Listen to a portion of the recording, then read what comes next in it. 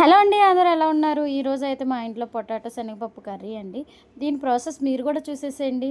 ముందుగా కడాయి పెట్టేసుకొని తగినంత ఆయిల్ వేసేసుకోవాలండి. ఆయిల్ హీట్ అయిన తర్వాత ఇంకా ఆనియన్స్ వేసేసుకోవాలి. ఆనియన్స్ బాగా మగ్గాలి. ఆనియన్స్ మగ్గిన తర్వాత ఇంకా పొటాటో కట్ చేసుకున్న పీసెస్ వేసేసుకోవాలి.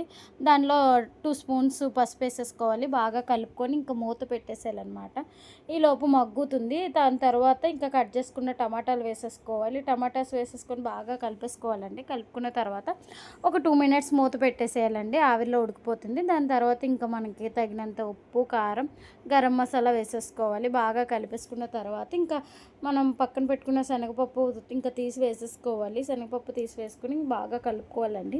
కలుపుకున్న తర్వాత ఇంకా కొంచెం శనగపప్పు ఉడకాలి కాబట్టి కొంచెం వాటర్ ఎక్కువ వేసేసుకొని ఇంకా మూత పెట్టేసుకోవాలి. ఒక 10 మినిట్స్లో ఉడికిపోతుంది. ఇంకా 10 మినిట్స్లో శనగపప్పు potato curry preparing ready. Thank you all.